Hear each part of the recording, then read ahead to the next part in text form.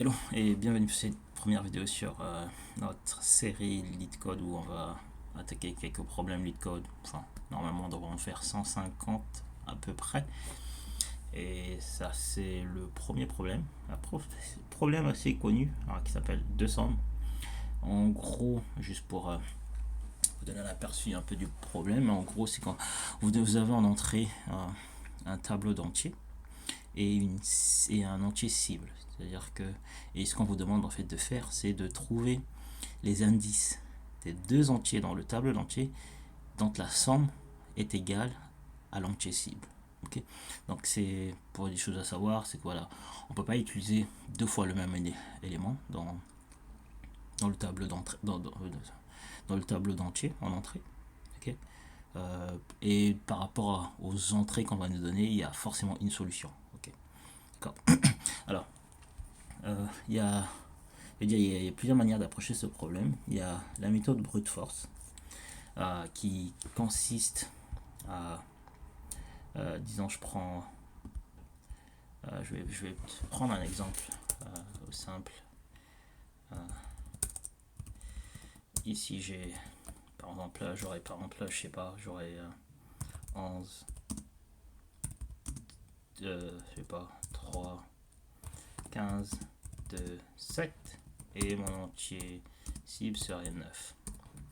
Alors, la méthode brute force, elle consiste à quoi? À prendre à prendre un élément du tableau d'entier et à le comparer à tous les autres et vérifier si la somme de cet élément avec un des autres éléments est égale à la somme. Ça c'est vraiment la méthode brute force. Donc en gros, ce serait dans ce cas on ferait, je prendrais juste le premier élément, je comparerais, on ferait est-ce que 11 plus 3 égale à 9. Ensuite on ferait qui est faux, on peut dire false. Ensuite on ferait 11 plus 15 false, 11 plus 2 false. Ok, et vous voyez déjà qu'en fait c'est hyper lent, c'est super pas efficace parce qu'après il faudra faire pareil pour 3 plus. On a déjà que 3 plus 1, donc on peut besoin, on va faire 3 plus 15. Vous voyez, 3 après, ce sera 3 plus 2, 3 plus 7, non, enfin 15 plus 2, 15 fois. Donc ça c'est hyper, enfin ça marche mais c'est hyper inefficace. Je vais faire la démonstration, on peut faire la démonstration tout de suite. Et pour cette solution par exemple, ou encore brute force, la brute force, enfin je dirais brute force, la complexité spatio-temporelle de O(n) square et la complexité spatiale est de O1 parce qu'on n'a pas. En gros, ça ressemblerait à ça. I in range len of num pour J range of num, ça ressemblerait à ça. If num of I plus num of J equal target. Ok. Et on retourne I et J. Okay. Bon, on sait qu'on n'a qu'une seule solution, mais bon, juste au cas où, on va retourner moins 1, moins 1. Qui sont des indices qui sont out-of-bound. Okay. Donc si vous voyez, normalement ça devrait marcher. Je ne suis pas trompé, ça devrait marcher. Ah.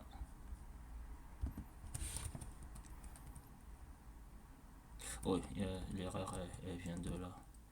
I plus 1, pardon. Si on ne peut pas comparer l'élément avec soi, et ça, LeetCode fera passer, mais ce sera très faible. Vous voyez comment c'est lent déjà. Vous voyez, donc c'est 25, voilà. Alors que, là on va revenir, on va prendre une autre solution. Disons que, ok, et hop, disons que voilà, on est là. Et une solution qui est un peu plus efficace, qui va se baser sur une propriété mathématique, c'est que l'addition est commutative. Enfin, une addition elle peut s'écrire comme une soustraction aussi. Enfin, il faut juste noter, c'est-à-dire que on va on va se baser sur, on va le faire en ON, c'est-à-dire qu'on va parcourir le tableau entier qu'une seule fois. Et l'astuce c'est, vu qu'on sait que l'on peut écrire, alors disons que là non, le truc c'est 2 plus 7 égale 9, ça peut aussi s'écrire 9 moins 2 égale, égale 7, ou 9 moins 7 égale 2. Voilà, ok, donc ça on le sait.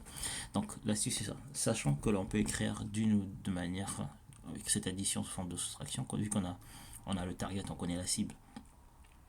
Ce qu'on peut faire c'est, pour tous les éléments que l'on rencontre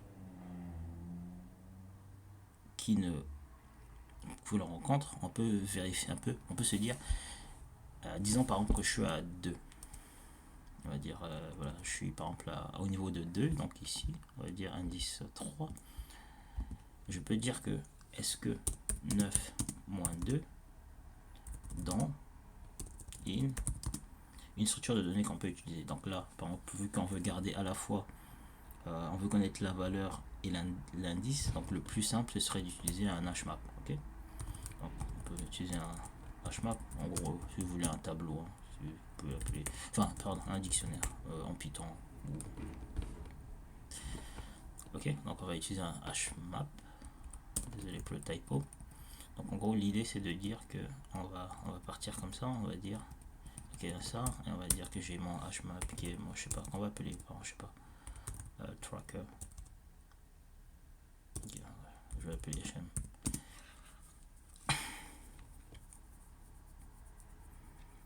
hm. Donc en gros qui est ça. Et ce que je vais faire, je vais dire alors, est-ce que 9 moins 11 in hm, c'est faux, ok. Donc là par exemple si on prend le premier exemple où voilà c'est hyper rapide, on va faire là, donc vu qu'on est à 11 on va passer à 3, on va dire 9 moins 3, 9 moins 3 c'est faux, ensuite 9 moins 15 c'est faux aussi, 9 moins 2 c'est faux, par contre 9 moins 7 oui, donc oui, alors j'ai juste oublié de dire si j'ai pas, on va dire hm add 11, ok, donc là on aura 11 et son indice qui est 0, ensuite vu que là on l'a pas, là aussi on l'a pas, là aussi on l'a pas, donc après on va ajouter quoi, 3 c'est 1, je vais les ajouter tout à l'heure, 15, et là j'ai 2, donc on va dire ça sera 3 1 15 2 2 3 et voilà. Donc, et là oui, parce que 9 moins 2 ça nous donne bien 2, donc là on peut faire un return de, c'est-à-dire hm de 2 et 2 et l'indice de 7 qu'on connaît, donc il est x de 7. Ok, donc c'est un peu ça l'idée derrière l'algorithme. Et là cette fois-ci pour cet algorithme c'est en on time et on space. Ok, enfin c'est-à-dire n-1, mais bon comment on dit déjà, les constantes ne comptent pas trop en algorithme. Ok, donc là on va écrire la solution comme vous avez pu le constater. Pour là on avait 25% et on devrait être dans les 80 et plus. Okay, donc là ce qu'on va faire, on va appeler notre hmap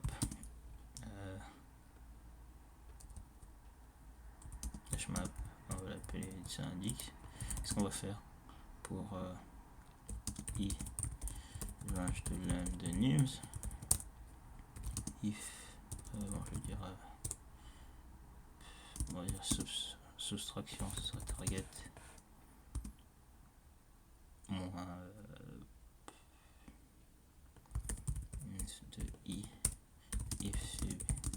HM.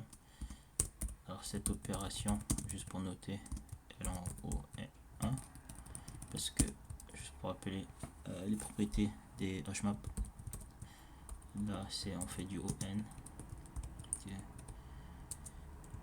If. Donc ce qu'on va faire ici, c'est dans on retourne, on fait hm de sub et i. Okay. Donc, ça devrait tourner. Dans le cas contraire, ce que l'on fait, on dit hm de nums de i, ok, est égal à i. Et juste au cas où je sais qu'on a forcément une seule valeur, on a forcément une solution, donc pas besoin de ça, mais alors, normalement si j'ai pas fait d'erreur ça devrait marcher. Ce qui fait en fait, vous voyez là on est au n supérieur au 1, ça veut dire que là, enfin dans le cas aussi, parce que là c'est space, et c'est-à-dire que voilà, donc l'algorithme il va tourner en ON au lieu de ON square, ON au carré. Okay. Donc là, non, ça devrait marcher. Ok. Et on va voir quel est le résultat. Là, vous voyez bien là, c'est 25% pour ON square. On peut le regarder ici. Et 89% pour et mais par contre vous voyez bien qu'en termes de mémoire là on a 15 mégabytes entre bon 14 c'est presque pareil, mais là par exemple le runtime alors que là en runtime c'est 58. Vous voyez bien la différence. Ok. Ben je vous dis merci pour cette vidéo et pour la suivi cette vidéo et je vous dis à la prochaine.